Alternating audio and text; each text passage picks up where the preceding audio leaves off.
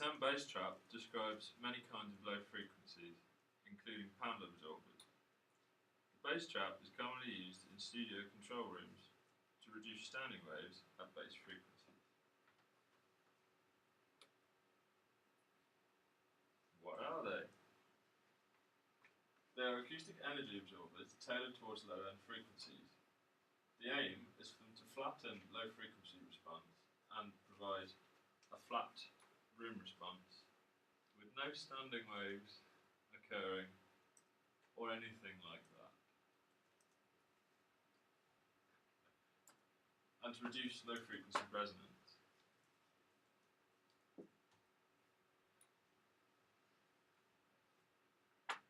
Types of bass traps.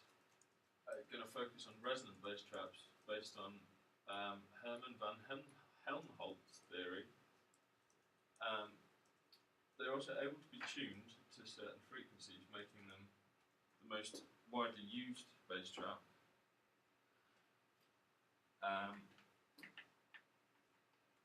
In places like studios and live rooms. They're also very easy to make yourself, which we'll demonstrate later.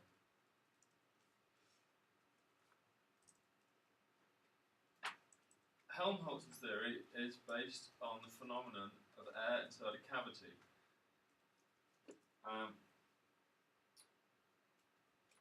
For instance, blowing over the top of an empty bottle.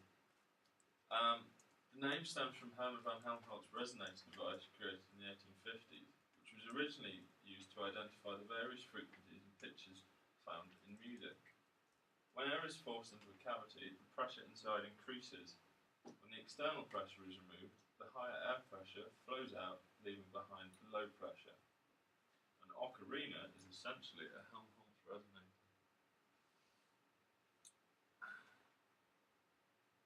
When air is forced into a cavity, pressure inside increases and the external force pushing it aside into the cavity is removed. With the higher air pressure inside will flow out. The cavity will then be left at a pressure slightly lower than the air outside, causing air to be drawn back in. This process repeats with the magnitude of the pressure changing and decreasing each time. If you change the volume of the air cavity, length or diameter of the neck, the frequency of resonance changes, therefore allowing a bass trap to be tuned to problem frequencies. The width of the absorption band depends on the friction of the system. A glass bottle offers the same amount of friction, a small amount of friction, to the vibrating air, and therefore, with a very narrow absorption band, adding gauze to the bottle, the amplitude of vibrations is reduced, widening the absorption band.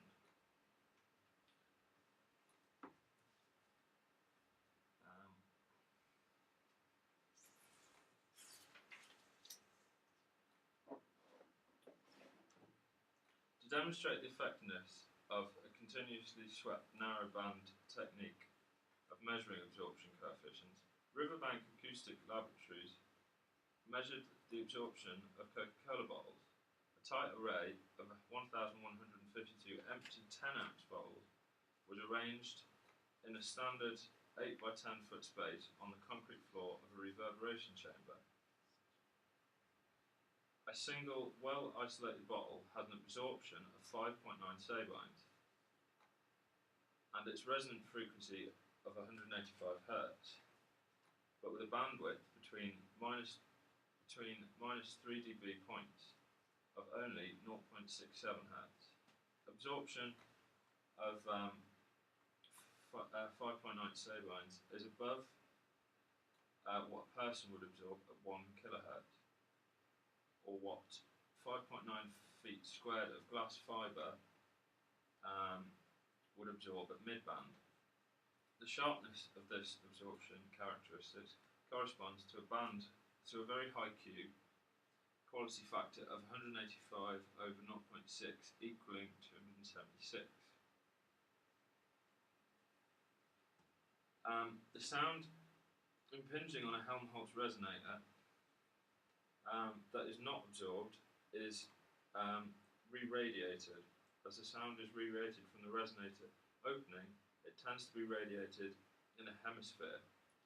This means that unabsorbed energy is diffused, and the diffusion of sound is very desirable in a studio or listening room.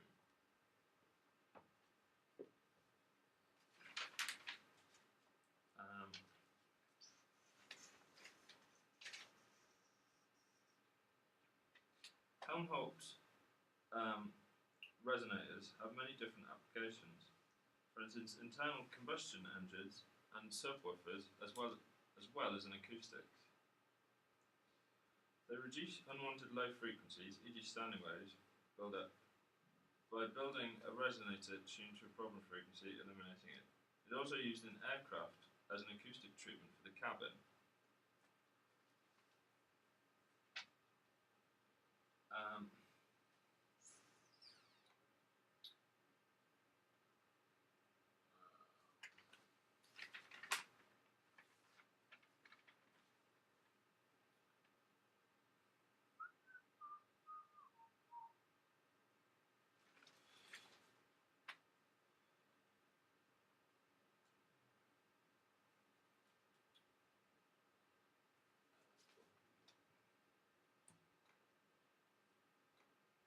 Here's a diagram showing a Helmholtz resonator with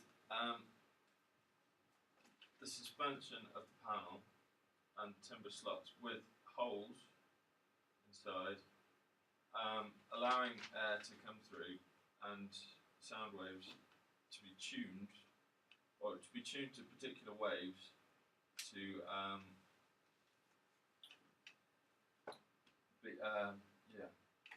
be absorbed. The actual trap must be isolated from the wall to be able to resonate, and the air must be able to get in between the wooden panels to resonate and allow, like the bottleneck, the higher frequencies to escape again.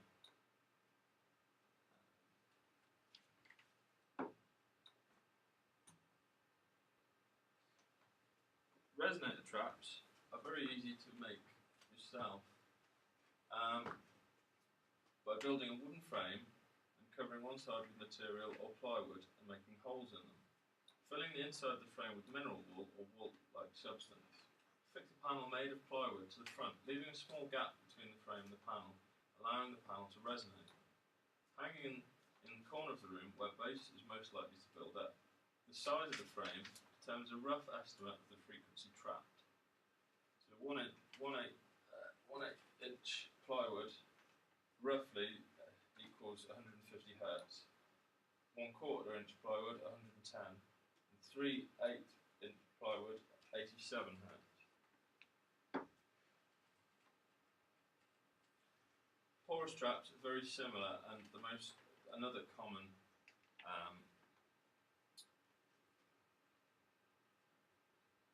type of trap that are used at home because they require less calculations than a resonator trap.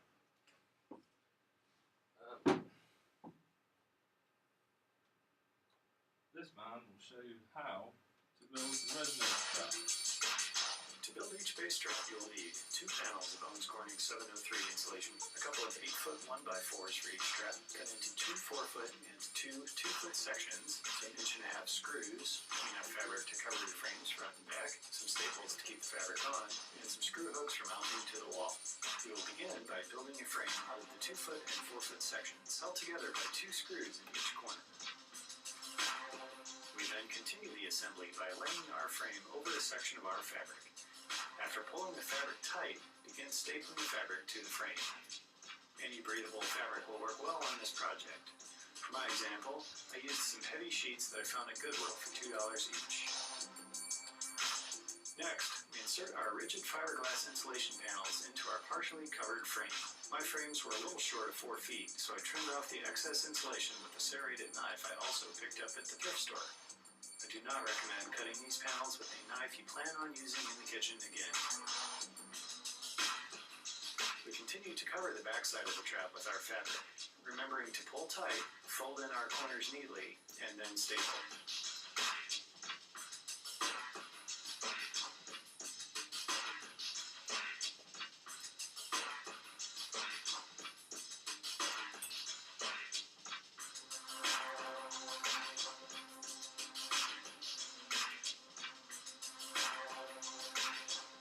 After our cover is in place, I trim off the excess material and set it aside for later use.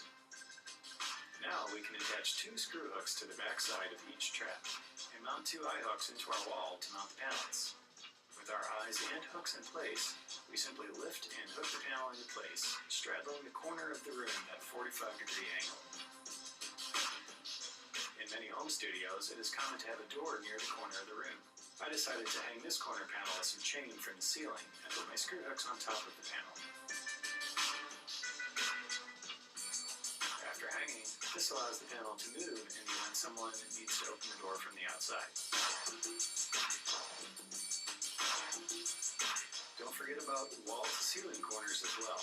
Low frequencies build up in all corners of the room, not just our 4 vertical corners.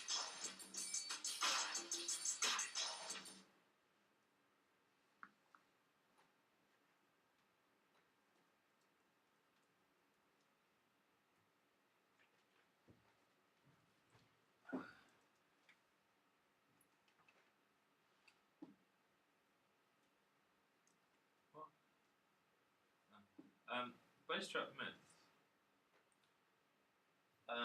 One myth is that acoustical foam will completely acoustically treat your room. That may be the case with high frequencies, but they're just not thick enough for lower frequencies. Covering your room walls with 2-inch pieces of acoustic foam will deaden the room. That's not correct.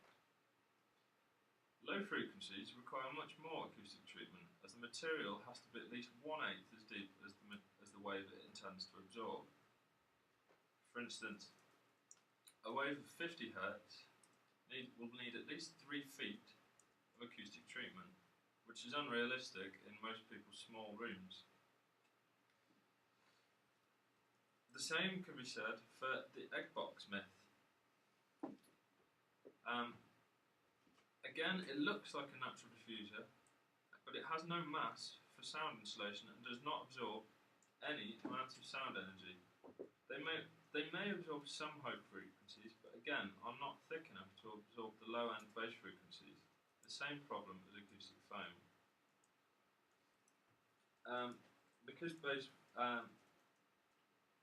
waves are so long, the egg boxes aren't thick enough. And it's unrealistic to think somebody's going to put 3 feet of egg boxes in a room and end up very squashed. That's it. That's the presentation on bass traps.